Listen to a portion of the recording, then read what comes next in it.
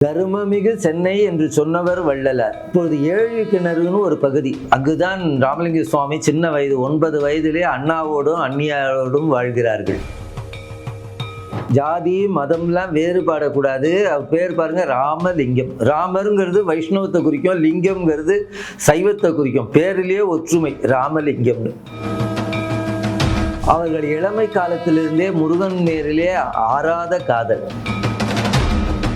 சென்னையிலே 3 கோட்டம் இருக்கிறது. குமரக்கோட்டம், கந்தக்கோட்டம், ஷண்முக கோட்டம்னு.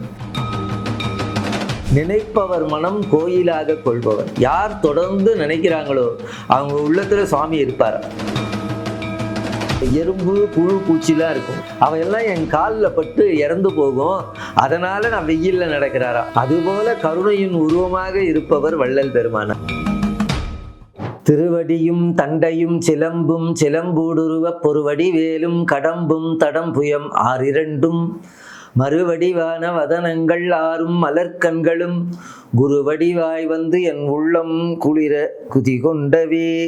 முருகப்பெருமானுடைய கருணையை பெற்றவர்கள் திருப்புகழ் அருணகிரிநாதர். அதே போல வள்ளலார் சுவாமிகளும் முருகன் திருவருள் முழுவதும் பெற்றவர். சென்னை தருமமிகு சென்னை என்று சொன்னவர் வள்ளலார். இப்பொழுது ஏழு கிணறுன்னு ஒரு பகுதி, அங்குதான் ராமலிங்க சுவாமி சின்ன வயது 9 வயதிலே அண்ணாவோடும் அண்ணியாரோடும் வாழ்கிறார்கள். அவர்கள் இளமை காலத்திலிருந்தே முருகன் மேரிலே ஆறாத காதல். அவர் வடலூரிலே பிறந்தார். சின்ன குப்பம், இந்த சின்ன காவனம்ங்கிற ஊரில் கொஞ்சம் வளர்ந்தார். சென்னையில் இருந்தார். பிற்பாடு வடலூர் சத்தியஞான சபை அங்கே இருந்தார்கள். ஆனால் சென்னையிலே தான் நிறைய படிப்பு இருந்தது. நம்ம சென்னை கந்தக்கோட்டம் எல்லாருக்கும் தெரிந்தது. சென்னையிலே 3 கோட்டம் இருக்கிறது.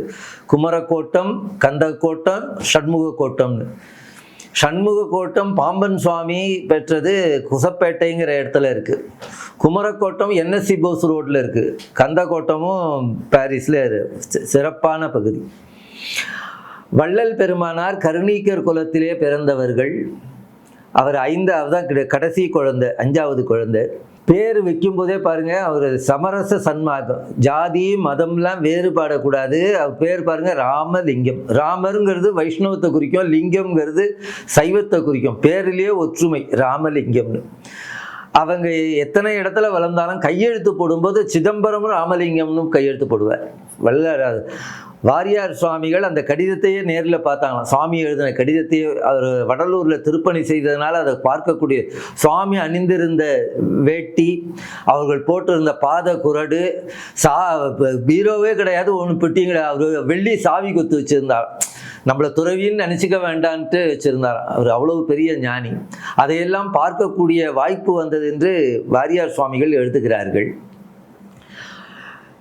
அவர் அங்கே சத்தியஞான சபையை 9 ஆண்டு காலம் திருப்பணியும் செய்தார்கள். வள்ளல் பெருமானார் 9 வயது இருக்கும்போது, இப்பொழுது வள்ளலார் நகர் என்று இருக்கிறது, அப்போ அந்த காலத்தில் 7 கிணறுன்னு பேர் அந்த இடம். அந்த இடத்துல இருந்து கந்தக்கோட்டத்துக்கு தினமும் வருவாராம். என்றைக்கோ ஒரு நாளைக்கு இல்லை, சுவாமியை தினமும் கும்பிடணும். சில பேர் கூட வாரியார் சாமி கேட்பாங்க, சாமி தினமாக கும்பிடணும், நாங்கள் பிறந்த நாள் அன்னைக்கு கும்பிட்றோம், கல்யாண நாள் அன்னைக்கு கோயிலுக்கு போகிறோம் அப்படின்னு. ஏப்பா சாப்பிட்றது எத்தனை வேளை சாப்பிட்றப்பா? ஒரு நாளைக்கு 3 வேளை சாப்பிட்ற, ஒரு வேளை சாமி நினைக்கக்கூடாத. நினைப்பவர் மனம் கோயிலாக கொள்பவர். யார் தொடர்ந்து நினைக்கிறாங்களோ அவங்க உள்ளத்துல சுவாமி இருப்பார். நாம் செய்ய வேண்டியதான் எதையோ நினைக்கிறோம், சாமியை நினைக்கிறோம். அந்த வள்ளல் பெருமானார் கந்தக்கோட்டம் என்று நம்ம சென்னையிலே மிக சிறந்த கோயில். அவங்க வள்ளலார் பாடல் பெற்றதுனாலே சென்னை தருமமிகு சென்னை என்று ஓங்கி வளர வேண்டும் என்று சொன்னாலே அந்த கந்தக்கோட்டமும் வளர்ந்தது, தருமமிகு சென்னையாக இருந்தது. வாரியார் சாமி அடிக்கடி சொல்லுவார், சென்னை தலைநகரம் மட்டுமல்ல, ஒரு மிகச்சிறந்த ஸ்தலம். ஆழ்வார் மங்களாசாசனம் செய்த திருவல்லிக்கேணி, நம்ம ஞானசம்பந்தர் பாடல் பெற்ற ஸ்தலம் மயிலாப்பூர். சுந்தரமூர்த்தி நாயனார் திருவொற்றியூர், சுந்தரமூர்த்தி இங்கே மருதீஸ்வரர் திருவான்மியூர், எல்லாம் பாடல் பெற்ற ஸ்தலங்கள். அதுபோல வள்ளலார் பாடல் பெற்ற ஸ்தலம் கந்தக்கோட்டம். அங்கே எல்லாருக்கும் தெரிஞ்ச பாடல் தெரியும், ஒருமையுடன் எனது திருமலரடி தெய்வமணி மாலை. இந்த பாடல் எல்லாருக்கும் தெரியும். என் தந்தையார் தினமும் பூஜையில் ஒரு பாடல் சொல்லுவாங்க, உளம் எனது வசம் நின்றதில்லை. நம்ம உள்ளம் நமக்கு அடங்கிறது இல்லை.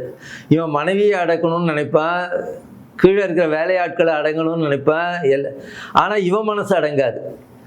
சித்தியெல்லாம் பெற்றாலும் சினமிறக்க கற்றாலும் மனம் இறக்க கல்லார்க்கு வாயேன் பராபரமே. தாய் மனசு, நம்ம மனசு நமக்கு அடங்கணும். மனைவியை அடக்கிறது அது முக்கியம். மனைவியை அன்பால் அணைக்கணுமே தவிர அடக்கி ஆளுன்னு நினைக்கக்கூடாது. கணவன் மனைவி கருத்து ஒற்றுமை இருக்கணும். காதல் இருவர் கருத்தொருமித்து வாழ்வது இன்பம்னாங்க ஔவையார். இப்போ 60 வயசானா கூட கருத்து ஒத்துமை. 60வது வயசுல கூட சண்டை போட்டுப்பாங்க, மணி விழாவில் கூட பிரச்சனை பண்ணுவாங்க. கருத்து ஒருமை இருப்பார். அது என்னன்னா, கணவன் நினைக்கிறதே மனைவி நினைக்கணும், மனைவி நினைக்கிறதே கணவன் நினைக்கணும். இப்போ அந்த வாரியார் சாமி சொல்ல ஒரு விஷயத்துல ஒத்துமையா இருக்கிறாங்க. கணவனை அடக்கி ஆளணும்னு அந்த அம்மா நினைக்கிறாங்க, அதையே அவரும் நினைக்கிறார். அடக்கி ஆள்வதிலேயே இன்பம், அன்பாக இருக்கணும். வள்ளல் பெருமானுடைய வாழ்வுக்கு வாரியார் சுவாமி கேட்டாங்க, இவருடைய வாழ்வுக்கு என்ன, உயர்வுக்கு என்ன காரணம்? வள்ளல் பெருமானுடைய உயர்வுக்கு அவருடைய கருணை, ஜீவ காருண்யம்தான் வள்ளலார் பெருமையை உயர்த்தது. கடவுளுடைய கருணையை நாம் பெற வேண்டும் என்றால் நாம் கருணை உள்ளவர்களாக இருக்கணும். இங்கே பாருங்க, நம்ம முக்கியமாக பேசின்னு இருப்போம், உள்ளுக்குள்ளே ஏதோ சத்தம் போடுவோம். இங்கே எம்எல்ஏ எம்பிலாம் உட்காந்து பேசின்னு இருப்பாங்க. வாய மூடு, சத்தத்தை சத்தத்தால் அடக்குவார்கள். காலிலே முள் தைத்தால் ஒரு முள்ளை வச்சு தான் எடுப்பாங்க, முள்ளை முள்ளால் எடுப்பாங்க, வைரத்தை வைரத்தால் இருப்பாங்க. யாராவது பொய் சொன்னால் அந்த பொய்யை பொய்யால் வெல்லணும். ஒருத்தன் சும்மா இல்லை. 2 சாமியார்கள், ஒரு சாமியார் சொன்னார், நான் இமாச்சலம் போகிறேன்னார், நான் கன்னியாகுமரி போகிறேன்னார். இவர் இமாச்சலம் போயிட்டு வந்தால் நேபாளம் போயிட்டு வந்து, சாமி நீங்கள் வடக்கெல்லாம் போயிட்டு வந்தீங்களே என்ன பார்த்தீங்கன்னா, அவர் நேபாளத்தில் பனிமலையில் பனைமரம் உயரத்துக்கு கீரைத்தண்டு பார்த்தார். ஏன் நேபாளத்தில் போய் பனைமரம் கீரைத்தண்டா, பொய் சொல்கிறான்னு தெரியுது. நீங்கள் சாமி எங்கே போயிட்டு வந்தீங்க? நான் இந்த பக்கம் தூத்துக்குடி பக்கம் போயிருந்தேன். அங்கே 10 மடைன்னு ஒரு ஊர், அங்கே ஒரு பெரிய ஒரு குயவனார் 20 அடி உயரம் 40 அடி அகலம் பெரிய பானை செய்கிறாருன்னார். எதுக்கு சாமி அவ்வளோ பெரிய பானை? நீ புழுவுனிய கீரைத்தண்டு அதை ஆக்கி படைக்கிறதுக்குன்னா. ஒரு பொய்யை பொய்யால வெல்ல வேண்டும். அதுபோல நாம் எல்லாம் இறைவன் கருணையை பெற வேண்டும் என்றால் நாம் கருணை உள்ளவர்களாக இருக்க வேண்டும். குச்சேலரை பற்றி உங்களுக்கு எல்லாருக்கும் தெரியும். குச்சேலருக்கு 27 குழந்தை. ஒரு வருஷத்துக்கு ஒரு குழந்தைன்னா கூட முதல் குழந்தைக்கு 27 வயசு இருக்குமே. 27, 26, 25, 24, 10 குழந்தைகள் உழைச்சா கூட இவ்வளவு வறுமை வராதே. அந்த அம்மாவுக்கு என்ன காரணம்னு வாரியார் சாமி சொல்றாங்க. பகவான் கிருஷ்ணரும் குச்சேலரும் பள்ளி தோழர்கள் சாந்தீப முனிவர்கிட்ட ஒன்னா படிக்க, அப்பெல்லாம் குருகுல வாசம் பண்ணி படிப்பார். குரு பத்தினி குழந்தைகளை பார்த்து, கண்ணா இன்று இரவு சமைப்பதற்கு விறகு வேணும். அப்பெல்லாம் ஹோட்டல்கள் இல்லாத காலம், பக்கத்திலேயே காடுகள் இருக்கும். குழந்தைங்க பட்னியா போக வேண்டாமேன்னு அவல் மடிச்சு கொடுக்குறாங்க. அவல் கெட்டு போகாது. அந்த காலத்தில் காசி யாத்திரை போகிறவங்களாம் பொரி அவல்லாம் எடுத்துன்னு போவாங்க. ஹோட்டல் இல்லாத காலம், நடந்தே போகிறது. பகவான் யாதவ குழந்தை மரம் ஏறி இவர் அந்தன குழந்தை குச்சேலர் கீழே இருந்து காஞ்சி போன சுள்ளியெல்லாம் பொறுக்க. குரு பத்தினி குழந்தைங்க பட்னியா இருக்க வேண்டிய அவள் 2 பேருக்கும் ஒன்னா கட்டி கொடுக்குறாங்க. இவர் பகவானுக்கு தெரியாம குச்சேலர் 4 அவல் 5 அவல் எடுத்து வாயில போட்டுக்கிறார். ராமாவதாரத்துல சுவாமி மனிதனாக இருப்பார், கிருஷ்ணாவதாரத்திலே சுவாமி தெய்வமாக இருப்பார். 29 நாள் குழந்தையா இருக்கும்போதே பூதனையை கொள்றார் பகவான். இவருக்கு தெரியாதது கிடையாது, பொய் கூடாது. எனக்கும் உனக்கும் பங்கா இருக்கிறத என்ன கேட்கலாம். கண்ணா நான் ஒரு 4 அவல் எடுத்து சாப்பிட்டுக்கிறப்பா, பசிக்குதுன்னா நான் வேணாம்னு சொல்ல போகுது. பகவானுக்கு தெரியாம 4 அவல் 5 அவல் எடுத்து வாயில போட்டுக்கிறார். அவல் ஒவ்வொன்றா சாப்பிட முடியாது, 5 அவல். பகவான் சொன்னார், எனக்கு தெரியாம நீ எத்தனை அவல் சாப்பிட்டியோ அத்தனை குழந்தை மொத்தமா பிறக்கட்டும்ட்டார். அதனாலே அவர்களுக்கு ஒரு பிரசவத்திலே 6 குழந்தை 7 குழந்தை வருது, எல்லாம் சின்ன குழந்தைகளா இருக்கு. அந்த அம்மா கணவனார்கிட்ட நீங்கள் என் தெய்வம், உங்களுடைய பள்ளி தோழர் துவாரகையில் சக்கரவர்த்தியாக இருக்கிறார் கண்ணன், நீங்கள் போய் அவரை பார்த்தா நம்ம வறுமை தீரும். தோழனோடு ஏழமை பேசியார், நான் போய் ஏழ்மை. அவள் கெட்டிக்காரி. கண்ணனை கண்ட கண்கள் நல்ல கண்கள். நீங்கள் போய்ட்டோம். இந்த குச்சேலர் பிறந்த ஊர் போர்பந்தர்னு, இப்போ காந்தி பிறந்தாரு அந்த ஊர் தான் அந்த காலத்தில் அவந்தின்னு பேர். இப்போ போர்பந்தர்னா கடற்கரையில் இருக்கிற நகரம்னு பேர். போர்பந்தரிலிருந்து, அவந்தின்னு அப்போ பேரு, அந்த அவந்தியிலிருந்து துவாரகைக்கு நடந்தே போறார் 450 மைல். இப்போ நாம் 4 அடி போகிறதுக்கு ஷேர் ஆட்டோ கேட்குறோம். 450 மைல் நடந்தே போறார். அப்படி போகும்போது தலைவர் கிருஷ்ணா கிருஷ்ணான்னு பகவான் நாமாவை சொல்லிக்கினே போறார். நல்ல வெயில்ல நடந்து போறார். அப்போ பக்கத்தில் இருக்கிற நல்ல ஏயா கந்த துணி பிராமணர், காலில் பாதரட்சை இல்லை, கொடை இல்லை, ஏயா வெயில்ல நடக்கிற, இப்படி நிழல்ல நடக்கக்கூடாதான்னாராம். அப்போ குச்சேலர் சொன்னாரா, சீத நிழலில் செல்லில், சீதம்னா குளுமை, சீத நிழலில் செல்லில் சிற்றுயிர் தொகை சாம்பும். நான் அங்கே கூட எறும்பு புழு பூச்சிலாம் இருக்கும், அவையெல்லாம் என் காலில் பட்டு இறந்து போகும், அதனால நான் வெயிலில் நடக்கிறாரா. சீத நிழலில் செல்லில் சிற்றுயிர் தொகை சாம்பும் என ஆதவன் தவழ் ஆறிடை நடந்தான். அவ்வளவு கருணை இருந்ததனால்தான் கண்ணன் கருணையை பெற்றார். அதுபோல கருணையின் உருவமாக இருப்பவர் வள்ளல் பெருமானார். அவர் மோட்ச உலகத்திற்கு திறவுகோல் ஜீவகாருண்யம். ஜீவகாருண்யம் உயிர்களிடத்திலேயே கருணை இருக்கிறவன். யார் மனமும் பேசக்கூடாது. ஜீவகாருண்யம்னா எந்த உயிருக்கும் தீமை செய்யக்கூடாது. வாடிய பயிரை கண்ட போதெல்லாம் வாடினேன்னார். பயிர் வாடினால் கூட வருத்தப்பட்டார். இப்போ சொந்த தம்பி வாடி போனால் அவன் தலையெழுத்து சார் படட்டோங்கிறான், பிழை. நம்மால் அடுத்தவர்களுக்கு உதவி செய்யணும். கருணையினால் தான் ஆண்டவன் கருணையை பெற முடியும். குச்சேலர் கதையும் அதுதான். வள்ளலார் சொல்லுகிறார், இறைவன் அடைவதற்கு ஜீவகாருண்யம் தான் திறவுகோல். கருணை பிரகாசர் வள்ளல் பெருமானார். அவ்வளவு கருணை உயிர்களிடத்திலே. அவர்கள் எத்தனையோ பாடல்கள் பாடினார்கள். என் தந்தையார் இந்த பாடலை தினமும் பூஜையில் சொல்வார். உளம் எனது வசம் நின்றதில்லை, என் தொல்லை வினை ஒல்லை விட்டிடவும் இல்லை, உன்பதத்து அன்பு இல்லை, எந்தனுக்கு உற்ற துணை உனையன்றி வேறும் இல்லை. வள்ளல் பெருமானார் இந்த பாடல் பாடும்போது 9 வயதுல பெரிய பக்குவம், ஓதாது உணர்ந்தார்னு சொல்லுவாங்க வள்ளல் பெருமானார். என்னதா என் மனசு எனக்கு அடங்கலப்பா, என் தொல்லை வினை ஒல்லை விட்டிடுவும் இல்லை, என் பேர் ராமலிங்கம், நான் கந்தா உன்னை வணங்குகிறேன், இந்த ராமலிங்கத்துக்கு அருள் பண்ணென்று உன்னிடத்துல எனக்கு ரெக்கமெண்ட் பண்றதுக்கு ஆள் இல்லை.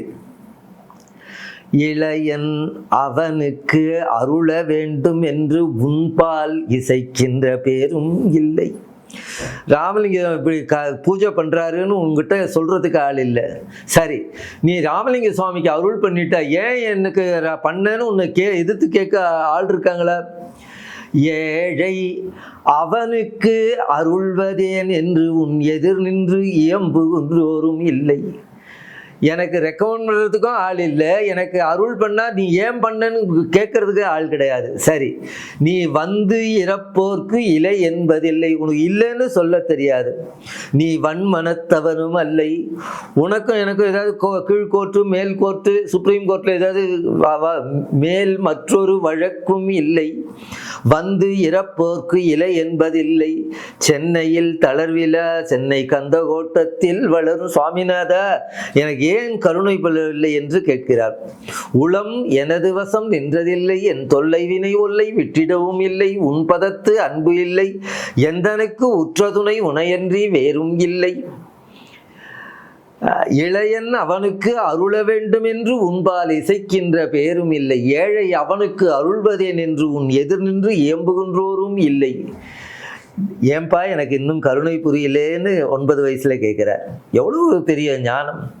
அப்புறமா ஒரு நாள் பசிக்குது, நான் கூழுக்கு அழுவேனோ, ஓயா துயர் பிறவி ஏழுக்கு அழுவேனோ, என் செய்கேன் கோத்தனிகை கோவே என்றார். அப்படிப்பட்ட வள்ளலார் சென்னையிலே வாழ்ந்ததினாலே சென்னை ஓங்கி வளர்ந்தது. தருமமிகு சென்னை என்று வள்ளல் பெருமானார் சொன்னார். சென்னை தலைநகரம் மட்டுமல்ல, மிகச்சிறந்த கஷேத்திரம். ஆழ்வார்கள் மங்களாசாசனம் பண்ணது, தேவாரம் பாடல் பெற்ற ஸ்தலம் திருவொற்றியூர், திருமயிலாப்பூர், திருவான்மியூர் எல்லாமே பாடல் பெற்ற ஸ்தலம். ஆகையினால் சென்னை ஒரு சிறந்த ஸ்தலம் என்று சொல்லி வள்ளல் பெருமானாரில் வழிநடத்த நாமெல்லாம் ஆண்டவன் கருணையை பெற வேண்டும் என்றால் நாம் கருணை உள்ளவர்களாக இருக்க வேண்டும். கருணையினால் கருணை பெறலாம் என்று வள்ளலார் வழிகாட்டினார். ஜீவகாருண்யம் இதை பற்றி அடுத்த பகுதியாக வள்ளல் பெருமானுடைய ஜீவகாருண்யத்தை பற்றி அடுத்த நிகழ்ச்சியிலே நாம் பேசுவோம் என்று சொல்லி இதுகாலம் பொறுமையாக காத்திருந்த உங்கள் எல்லோருக்கும் முருகன் கருணை துணை புரியும். வாழ்க வாழ்க, வளம் பல சூழ்க.